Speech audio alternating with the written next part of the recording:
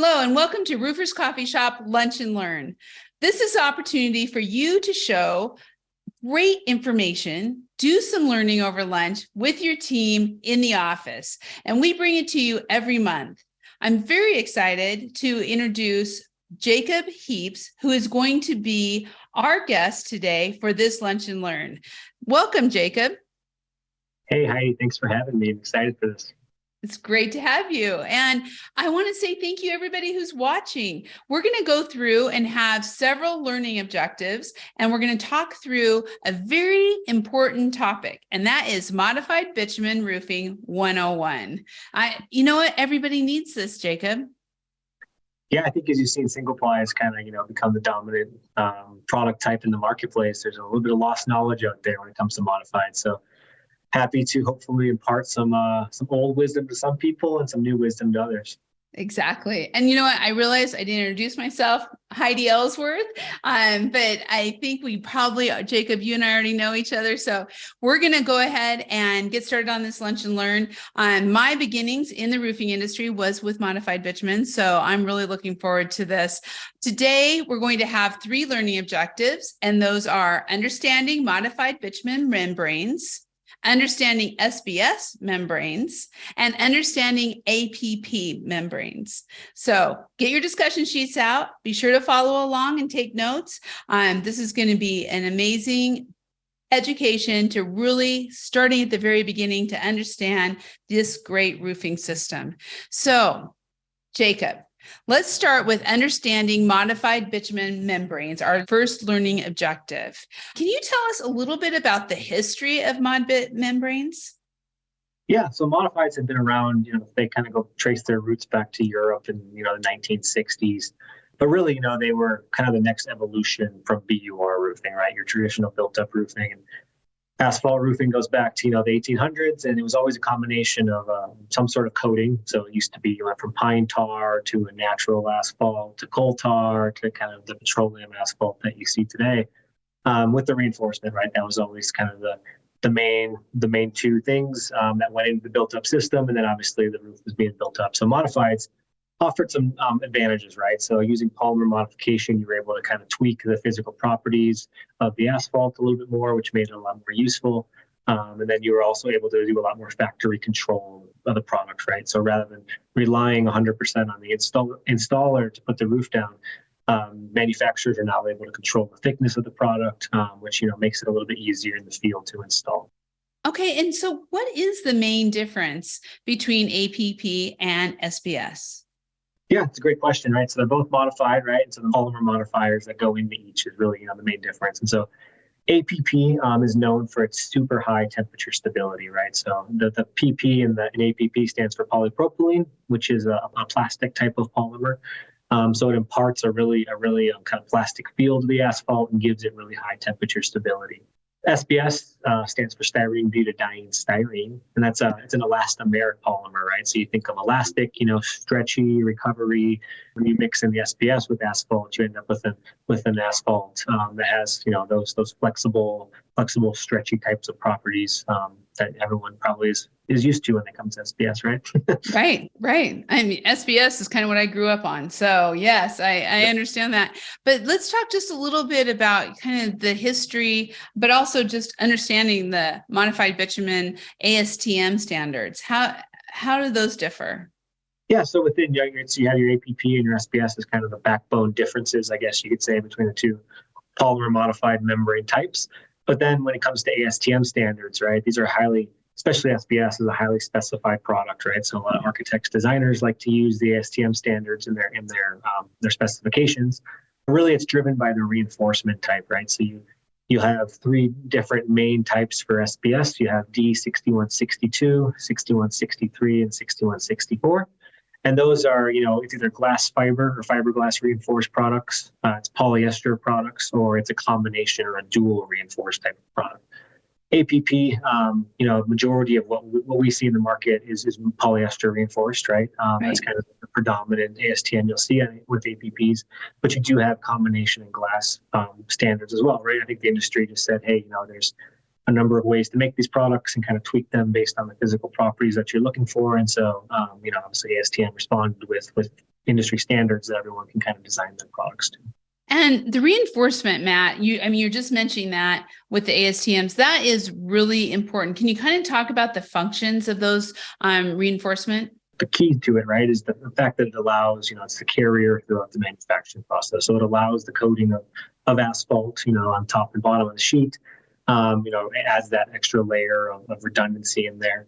But really, that's what the reinforcement drives the physical properties of the product, right? So if you're going with something like a glass fiber reinforcement, you'll have really good tensile strength. If you go with something like a polyester reinforcement, a lot more elongation, recovery. And yeah, I think there's other kind of other types of benefits to the reinforcement as well. Fiberglass can help with fire resistance, stuff like that. So yeah, it's really kind of the main carrier of the product is how I think about it. That makes sense. I've seen it in the factories. If anyone out there is watching, ever gets a chance to take a factory tour, it really helps explain how it's built and what it looks like. But let's move on to our second learning objective, which is understanding SBS membranes. I know you gave us the big picture on the history, but let's talk about the history of the SBS membranes. Yeah, so SBS, like I said, styrene butadiene styrene.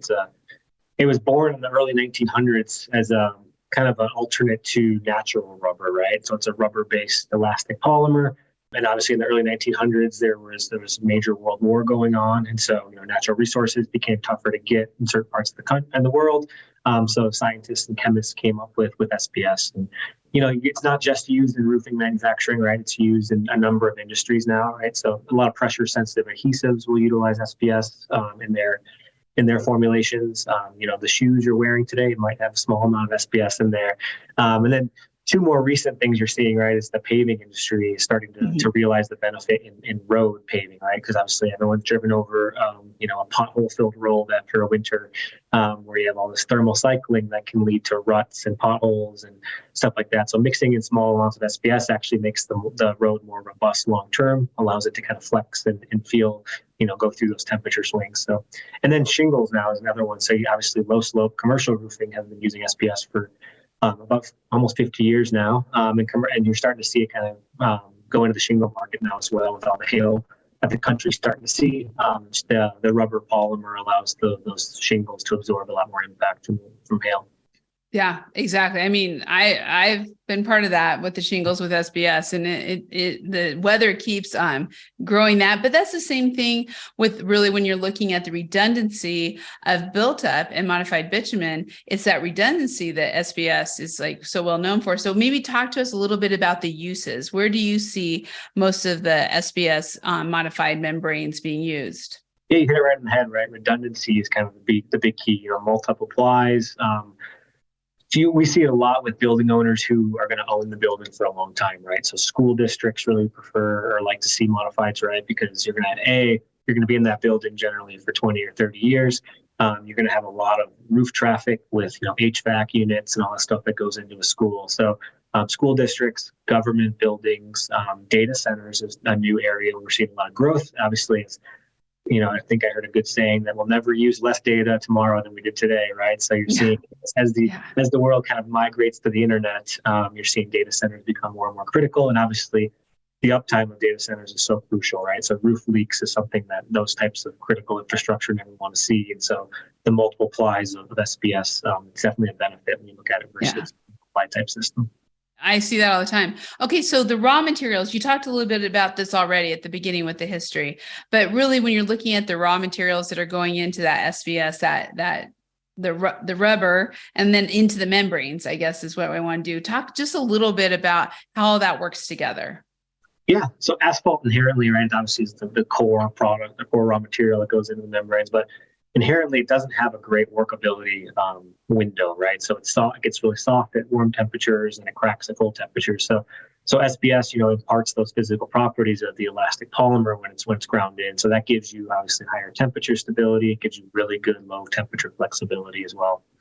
And I think asphalt in general, right? Roofing is a small portion of the market, right? Everyone knows that the roads they drive on every day are asphalt based, right? So it's really regionally based. There's a lot of difference and variability across the country. So, if there's a manufacturing plant in the Southeast, the asphalt source they're getting is a lot different than potentially, the asphalt source someone out in the Pacific might get. And it's driven by, the paving standard. It's driven by regulation. There's a lot of factors that go into it. So a lot of science goes into the formulation of how you go from, your raw asphalt to your finished roofing membrane at the end of the day that obviously roofers are working with. So, and the goal of manufacturers like JM is to make sure that no matter which manufacturing plant you might get it from, that's an invisible variable to the roofer, right? We want to make sure that the product is consistent across the country and is giving you the same performance regardless of where it's sourced from.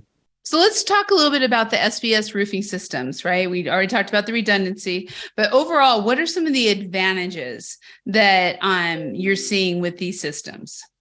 Yeah, so like I said, redundancy is kind of the main one, but just the ability to mix and match, right? You saw, different reinforcement types. There's obviously base and cap sheets, different ASTMs. So really, there's a wide variety of.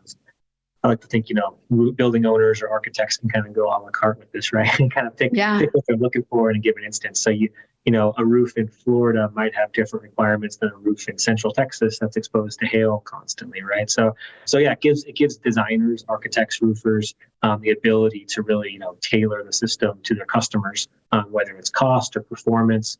There's just a great variety of options to choose from because the industry is so mature, right? It's been around for, like I said, 50, 60 years. There's obviously a large number of products that have kind of exploded out of that. So yeah, it's a big benefit in terms of the flexibility and the customizability of the system. We're talking about redundancy, but also just in impact resistance. That's a big player today for those systems, isn't it? Yeah, so you look at like FM's very severe hail, right? Which is kind of industry standard for hail systems, right? There's obviously a number of single ply systems available as well, but there's last I checked, there's almost a 2-to-1 ratio of bitumen base systems to single ply systems, just because they inherently do better with that impact, right? You got a lot more of a mill thickness there within the sheet. It's a lot thicker overall of the system. You do have the polyester reinforcements that are able to absorb that impact and rebound back, and then obviously the rubbery SBS compound is able to absorb those hailstones as well. So let's talk about installation methods. What are some of the key installation methods for SBS on roofing systems? Yeah, so there's 5 main installation options that are obviously out there. So you have hot asphalt, which is kind of the oldest, I guess you could say, right? It's really born out of the BUR days, right? Mm-hmm. Right. Which generally, it has its advantages. You have an extra layer of waterproofing in there. The asphalt acts as both a waterproofer and adhesive. In general, right, it's one of the lower cost options. That'll obviously fluctuate here and there, but some inherent drawbacks to that, right? It's a hot kettle. I think as you've seen, the old school roofers kind of, as they retired out of the industry, the new folks coming in, it's not an attractive proposition to stand next to a 400-degree kettle all day. Yeah, and not always as safe. Yep. Yeah, and it smells, right? There are inherent drawbacks to hot asphalt, but when it's used, it's definitely a good option. So the industry, kind of responded to that many years ago with cold applied adhesives. And so that's generally, if there's a concern around using hot asphalt in the system from a safety perspective or an odor perspective, cold applied adhesives could be a great option because you do get that similar type of, extra waterproofing layer in there as well. And, you can squeegee it around similar. It's a little bit easier to squeegee than it is to mop. So really just I think manufacturers responding, the industry responding to some of the concerns around hot asphalt. Yeah. Heat welding, that's, I think it came about in the 70s, and anyone could buy a torch and a propane tank and call themselves a roofer, right? Obviously, there's a higher risk of fire with heat welding, but one of the big benefits is, that's all the roofer needs to go up there, right? You got your membrane and your torch, and you can put down the membrane without any extra adhesives or any additional equipment and stuff like that. So we find it's great for repairs, stuff like that, where you need a quick watertight seal. Heat welding continues to be a great option. And then mechanically fasten and self-adhere. These are kind of the newest types of options. Mechanically fasten is generally for base sheets, right? And so if you're doing a 2-ply system, you could mechanically fasten the laps of the base sheet and then heat weld it. So it's a great way to quickly dry your roof in, right? So most similar to single-ply type installation. So it's easier to teach single-ply crews. And so I think that's something you'll continue to see grow. You can get really high uplifts for Florida and for areas that might be more wind prone. And then self-adhered is kind of the newest one, right? We see a lot of growth in, particularly just because it's so easy to install, right? You take off the release liner, slap it down, and you have a watertight system. So again, a lot of it comes down to, labor and balancing. We see a lot of regionality with the installation methods. So, Florida, we do see a lot of heat welding. You don't see that as much out in California where you see hot asphalt. So yeah, I think it's a variety of, what's the labor pool used to, but it just fits in, 5 installation methods. It fits really right into that customizability of the SBS system. Yeah, the self-adhered we really have seen a lot of growth in that area. Yeah, I think, you look at it, right? Yeah. If you have buildings that are occupied, they might not even know that there's a roof being put on up there, right? So there's no additional adhesives, that might smell. There's no torch on the roof. So it's a nice quick way to get that first or second layer down. That's excellent. Well, let's go to our third learning objective, and that is APP membranes, understanding APP membranes. So again, let's go a little bit deeper into that history on APP.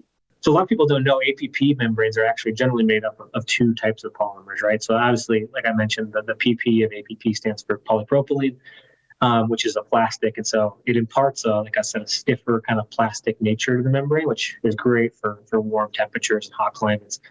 But the drawback is it doesn't do a whole lot on the bottom side, right? So there's generally a combination of polymers that get mixed in to kind of balance flexibility on the low side with temperature stability on the high side. So APP stands for atactic polypropylene. And again, a lot of it is actually recycled type of polymers in the industry. So you'll find, recycled polypropylenes. Usually it's post-industrial or pre-industrial, not consumer yet. But I think that's an area, we look at kind of sustainability, long-term opportunity for modifieds to become more sustainable. There'll probably be some development there, I'd imagine. Wow. I've just in my career, I've seen the growth of APPs and so many things. So talk to us a little bit about what you're seeing. Where are the highest uses of that system? So, I mean, if we look at the kind of the country, California still remains the king market of APP, right? Yeah. But in general, APP tends to be a bit more of a, it's more competitively priced, a little bit more of a commodity type of product. So you'll see it a lot in repair work or, something if you need a quick way to dry your building in.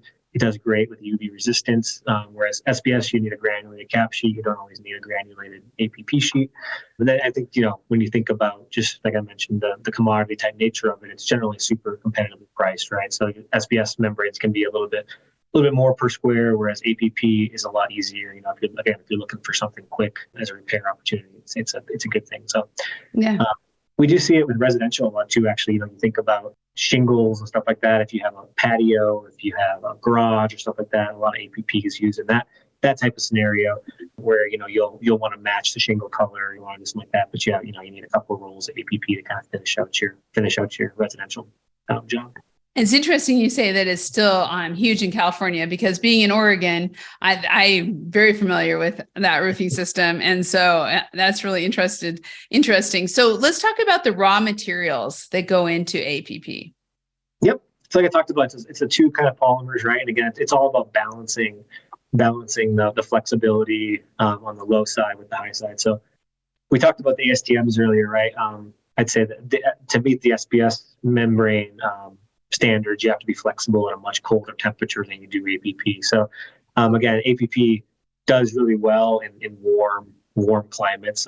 It's kind of surprising because New York's actually a very large market for APP, which you wouldn't really associate. But again, that just goes back to the commodity type of feel on it. It's a similar type of game, formulation game, I would say, that you see with SBS, where the asphalts are all different, so you have to really balance them. Making sure that your performance in California is the same as your performance in New York if you're making it in multiple spots across the country. And you said earlier, and I just think this is interesting too, the raw materials, really, when you're looking at that with regulations, because I know California, you said California and New York, they can sometimes have a lot of regulations and rules that other places don't have that can make I don't know, make it different in that formulation. Is that true or not? That's true. Yeah. I think asphalt, when you look at the refinery process, it's kind of when a refiner brings in a barrel of oil, right, they're trying to make the most money they can. So they'll take off all the high margin stuff first. And, so they have jet fuel and gasoline fuel and, stuff that might go to make polymers and stuff like that. So kind of what's left is asphalt. There's definitely, I'd say, a fluctuation in terms of what you might see, right? Because if there's any sort of regulation change, even if it's not roofing related. So a good example would be, in 2020, they changed up the regulation around shipping fuel and the amount of sulfur that could have, right? And so there was a big concern about, well, refiners have to put that sulfur somewhere, right? Is it going to end up in the asphalt, right? Which would impact, paving, roofing, stuff like that. So we're always, JM's got a really good technical team that's always monitoring our raw materials and making sure that, our formulations don't drift, because there is definitely a concern as you see more and more regulations pop up that asphalt quality could be impacted. As we're kind of looking at the full system, the APP roofing system, maybe talk a little bit about that. How many plies? Because I know APP can be kind of done in some different ways. Talk a little bit about the different types of systems. So we see a lot of torch APP. That's kind of the main way to put it down, I think. And it's a little bit different than torching SBS. It does have a little bit wider of a temperature window because it's got more kind of stability. So when you're torching, it's not as sensitive, which is good, I think, right, from an installation standpoint, because you don't have to worry about overheating or underheating as much as you might with SBS. But generally, we'll see, a nailed base sheet to make sure the deck, especially if you have a wood deck, right, making sure that flame's not being exposed to the wood deck. So you'll see a nailed base sheet, and generally 2 plies of torch APP on top. Okay. I'd say, and again, a lot of it's polyester reinforced. It just seems to be kind of king when it comes to APP. But there is, I think, a growing segment of composite or dual reinforced products that, when you look at them, can really compete with some of the highly specified SBS products, right? And again, I think they have their niches in the country where, in the south, the east, or the southwest that see those really warm summers, warm winters. Those types of products can be a great option from a design standpoint to compete against SBS membranes. And as we're talking about those systems, and we kind of a little bit into that installation, but when you're talking about your base and then you're talking about 2 plies above that, let's talk a little bit about the cap sheet and the granules and how we didn't really touch on that in the SBS. So sorry when we're going to kind of ask you that overall, but how important is that cap sheet and granule retention and how that works? Yeah, so APP membranes tend to do really well with granule retention, just because it is a plastic type of kind of feel. So once those granules are in and that sheet cools down, they really bite in really well to that compound on top of the sheet. So I think, like I said, there's a lot of available color options when it comes to APP, just because it is, you do see it on residential properties, sometimes or residential jobs where you need a couple jobs. So there's a lot of manufacturers will offer, shingle colors that match shingles. Right. It's kind of a benefit to the installers, so they don't have to run around looking for that. So yeah, and I think then obviously, as we've seen both SBS and APP, right, there's a growing interest in cool roofs across the country, right? Oh, yeah. Regulations being put down in certain areas, but just from the energy benefit standpoint to the building owner, by having a reflective roof surface that they might get with a TPO or PVC single ply. So see, cool roof granules have definitely started it's a growing area. California's Title 24 is kind of the leader in that, right? But yeah, so you're seeing, almost a 3x increase from your typical quote unquote white cap sheets when you go to the cool roof or the bright white type of granules. So right, and those, they are bright white. People would be surprised. Yeah, you need sunglasses for sure. Okay, so let's just talk about overall the advantages of APP for the contractors. Yeah, I think ease of installation, like I talked about. You do have that wider window when it comes to torching and installation. The competitive price is obviously a big factor in it. You can, like I said, you can put down a square of APP for generally less than the most other roofing systems. And then just like I said, the UV stability. So if you have a quick repair or something that needs to be dried in that you might not be able to do a full type of repair on, APP is a big benefit to contractors to have a couple rolls ready to go, right, if you ever need it to repair a modified system. And especially for those contractors out there that do both residential and commercial. Correct. Yep. Like I said, it's good to again have a backup supply of different shingle colors and stuff like that to be flexible if needed on a job. So. And I know we already touched on this a little bit, but just to make sure we've really kind of talked about installation methods. I know torch is the main one. Are there any other installation methods? Yeah, we're starting to see. There is cold applied options as well, so it'd be very similar to your SBS cold applied systems. I think, as you see, there is regulation, or, there are some drawbacks to torching, right? Like I talked about, there's, you got to open fire on the roof. That makes some people uncomfortable. So there are areas that are saying, torching is not allowed anymore. So it's good if, especially from if you're an APP installer, to familiarize yourself with both methods, right? Because cold applied, again, we do see it. It was kind of a response to the negatives of hot asphalt on the SBS side, right? But it's also, it's there to help kind of with some of the drawbacks of heat welding as well on APPs. So one other, we talked about self-adhered SBS. We're seeing a lot of the similar type of products that would go down as a torch grade APP. You're seeing self-adhered SBS has kind of tried to fill that gap as well. So again, from a contractor perspective, if you're doing residential or you're doing commercial or you're doing torch APP, it's good to familiarize yourself with self-adhered SBS as well, because it gives you the full gamut of if there's any ever sort of concern from the building owner or restriction from a local jurisdiction standpoint, you're able to quickly adjust and offer a nice option to the customer. Right. As we're talking with the contractors out here and everyone's listening and going, oh, how do we kind of start looking at that for our business? Can you just give, as a recap, kind of an overview to help roofing companies? What are some of the first steps? Like if they want to start doing SBS modified roofing systems or APP roofing systems, how do they get into it? I mean, my recommendation would be not to kind of overwhelm yourself with the number of products. Like I said, there's a lot of products out there.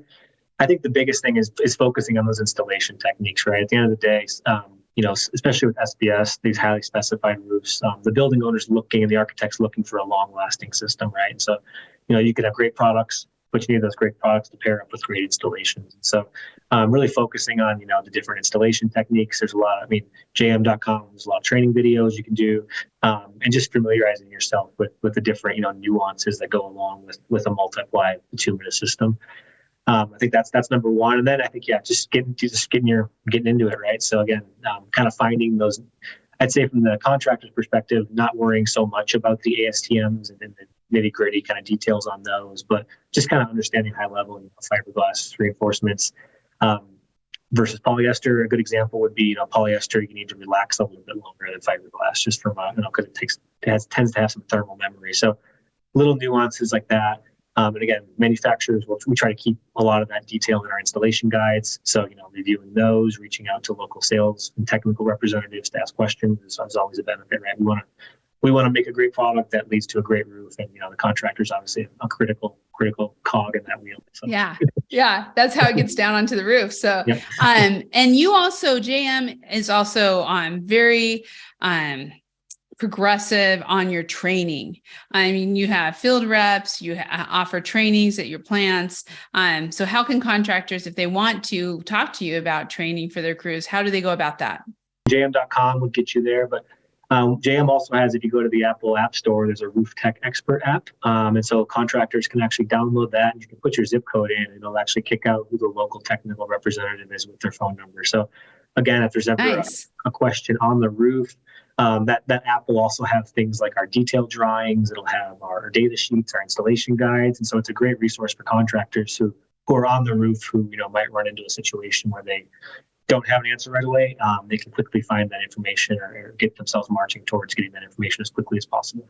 Jacob, thank you so much. This has been an excellent Lunch and Learn. I want to remind everybody out there that there were 3 learning objectives: understanding modified bitumen membranes, understanding SBS membranes, and understanding APP membranes. And I think you did an excellent job on all of those learning objectives. Please fill out your discussion sheets. Take the time now to have some lunch, to talk about these great systems and how you might be able to incorporate the systems and Johns Manville into your business. So Jacob, one more time, thank you so much. Thank you very much. I really enjoyed it.